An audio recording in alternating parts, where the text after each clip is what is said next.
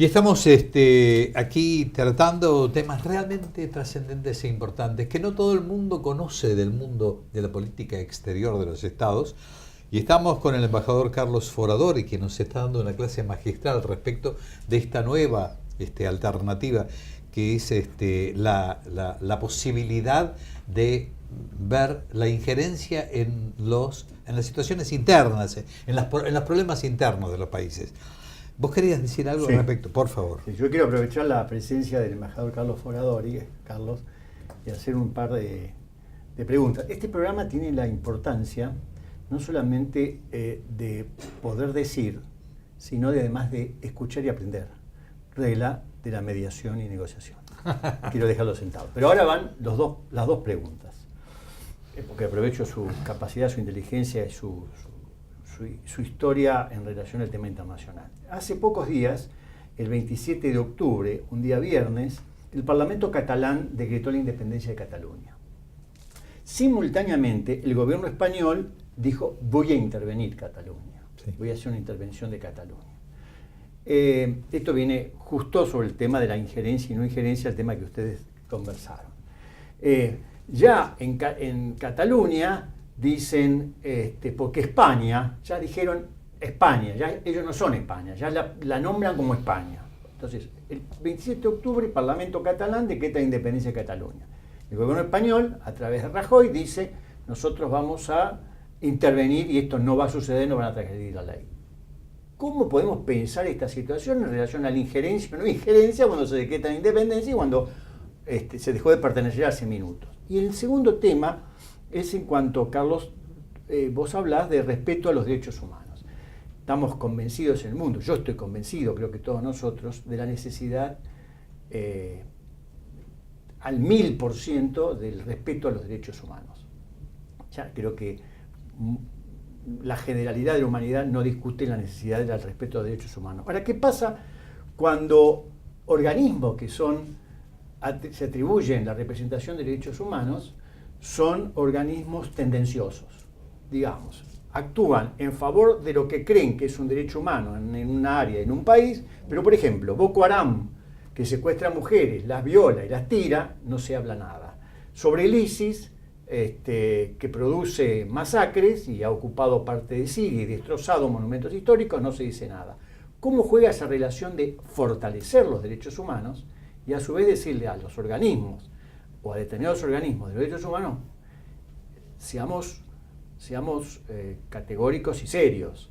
Los derechos humanos son para todos, no son para alguien que a ustedes les gusta en determinado sector y para alguien que a ustedes no les gusta yo los castigo y considero que son derechos humanos. ¿Entiende? Sí. En primer lugar, precisamente con respecto a lo que veníamos conversando acerca de cuáles son las circunstancias que se manifiestan en determinados estados y hasta qué punto otro estado puede dar su opinión,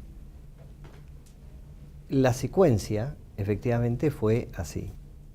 Se declara la independencia de Cataluña, inmediatamente el gobierno español, habilitado por la legislatura, aprueba a través del artículo 155 la intervención, pero en lo que tiene que ver con lo internacional, la secuencia no duró mucho tiempo más, en términos de que pocos minutos más después de esos hechos, la Unión Europea y los Estados Unidos se manifestaron automáticamente en contra, desconociendo y deslegitimando esta actitud de Cataluña. Absolutamente.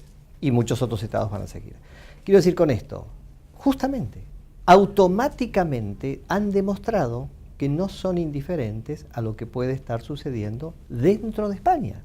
Porque si este principio fuera tan absoluto, tan intransigente, tan claro, tan contundente y tan blindado, nadie podría opinar acerca de asuntos internos que suceden en el Reino de España.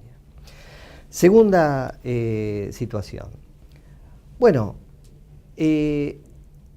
son coyunturas, son circunstancias, son momentos que viven los organismos que pueden necesitar o no perfeccionamientos. Hay momentos que pueden ser más subjetivos, menos subjetivos. Depende de las circunstancias, depende una cantidad de situaciones. Pero hay que recordar también que la misma Comisión Interamericana de Derechos Humanos, en septiembre de 1979, cuando la Argentina padecía una de las dictaduras más realmente sangrientas que hemos vivido, vino también la comisión, y gracias a Dios que lo hizo, tomar testimonio a las víctimas de esa dictadura militar, con el apoyo en su momento también de la administración Carter. Entonces, por eso digo, en aquel momento era maravillosa la comisión, ahora no, bueno, nos conviene o no nos conviene, pero creo que en todo caso hay que perfeccionar los organismos internacionales, hay que generar, por supuesto, más objetividad, explicar más, tener paciencia, tolerancia y tener la virtud, en todo caso, de poder explicar cuáles son las razones, las circunstancias en cada momento y en cada lugar. Pero yo quiero, si ustedes me permiten, yo había señalado que había 3 pilares que contenían, en todo caso, como límites al principio de no injerencia, y dije primero los derechos humanos. Pero también hay otros límites, por ejemplo, los crímenes de lesa humanidad, los genocidios, las situaciones críticas que ha vivido la humanidad, han derivado, ni más ni menos, que en la constitución de la Corte Penal Internacional mediante la firma del Tratado de Roma en 1998, que ha juzgado a muchos exmandatarios por precisamente haber producido genocidios realmente detestables. Y esto también ha sido, y es una intervención, entre comillas, a determinados estados que han violado las normas y principios más básicos que tienen que ver con el respeto al ser humano.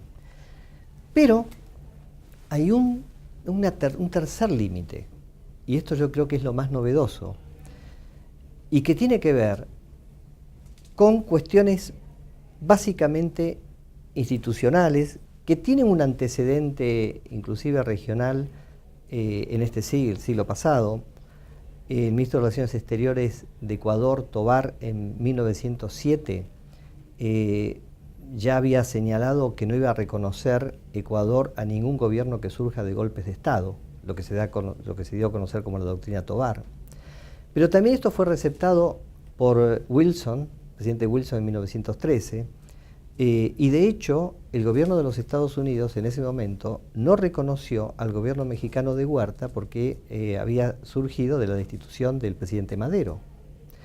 Pero además de eso, en 1959 también el presidente Betancourt de Venezuela dice que no iba a reconocer a los gobiernos que surjan de facto.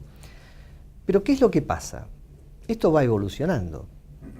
Y va evolucionando a punto de que ya no es una cuestión de considerar solamente el hecho de que tiene que haber el emplazamiento de un gobierno de facto para que nosotros podamos o que determinado país no lo reconozca, sino la ruptura del orden democrático, entendiendo por esto la ruptura de los principios básicos que hacen a los pilares de la democracia, incluyendo también la libertad de expresión, la división de poderes, el respeto por los derechos humanos, etcétera, etcétera, empieza a ser también receptado por documentos internacionales. Y de ahí es que nosotros tengamos la Carta Democrática Interamericana de 1991, de ahí que tengamos también el Protocolo de Ushuaia, de ahí que tengamos el protocolo del Tratado del UNASUR sobre compromiso democrático, que es de mayo del 2014, también suscripto en este caso por Venezuela, que justamente yo diría que es el instrumento más acabado, porque establece taxativamente, creo que es su artículo 4,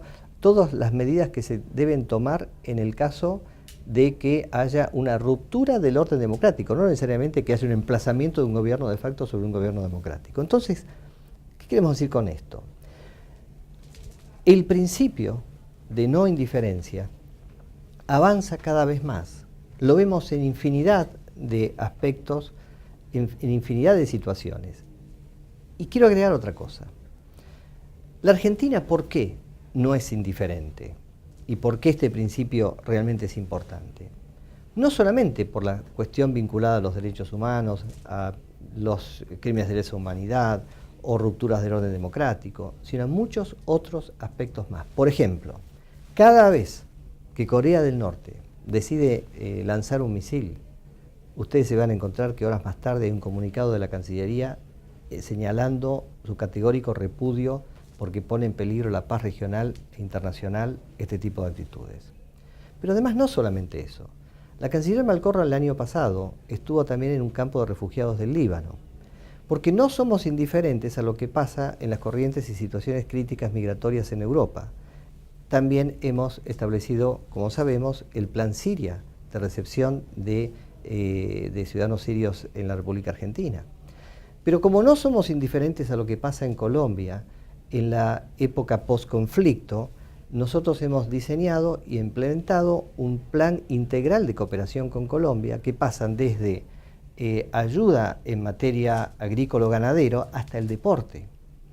Y como no somos indiferentes a lo que sucede cada vez que hay amenazas o rupturas del orden democrático, lo manifestamos, lo expresamos y utilizamos todas las virtudes y habilidades de la diplomacia argentina, conjuntamente con otros países, para expresar nuestro disgusto, pero al mismo tiempo para poder colaborar en el sentido de poder restablecer ese orden democrático. A mí me parece, nos faltan apenas 2 minutitos para irnos, pero a mí me parece brillante todo este aspecto que desgraciadamente lo veo desde el punto estrictamente teórico. Alguna vez he discutido, o por lo menos he intercambiado ideas en contra de la eficacia de los organismos internacionales en materia de problemas internacionales. Precisamente porque no tenían el poder de policía, no podían intervenir. Entonces, frente a esto que está diciendo, que me parece brillante absolutamente, es decir, ¿cómo se instrumenta esto como para que tenga eficacia? No solamente con la declaración, sino que para que tenga la eficacia en el país que es productor de los hechos. Estamos hablando en particular Venezuela. Todo el mundo se ha manifestado en contra de Venezuela, pero sin embargo Maduro sigue adelante con toda su actividad en contra de lo que es la democracia, en contra de los derechos. ¿Cómo se hace? Bueno, yo creo que no es una actitud que tenga como consecuencia un efecto gratuito. De hecho, para empezar, veámoslo desde el punto de vista económico. Como sabemos, durante la presidencia de Argentina, Venezuela ha sido excluida del Mercosur. Sí. El Mercosur no es solamente un organismo que nosotros podamos reunirnos y conversar acerca de cómo está la situación del escenario mundial. Tiene implicancias económicas muy importantes, y de hecho cuando realizamos los guarismos en materia económica entre Argentina y Brasil, por ejemplo, más allá de que siempre hay dificultades coyunturales que se van arreglando, la forma en la que se canalizó y orientó el comercio entre los 4 países a partir de la firma del Tratado de Mercosur ha sido realmente fenomenal.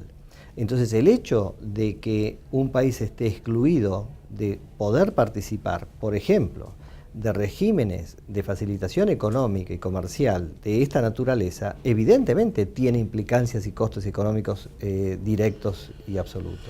Mi estimado doctor, la verdad que el tema da como para claro. seguir hablando, porque es apasionante. ¿No es que teníamos 2 horas de programa? Sí, pero la otra hora la tengo en otro momento.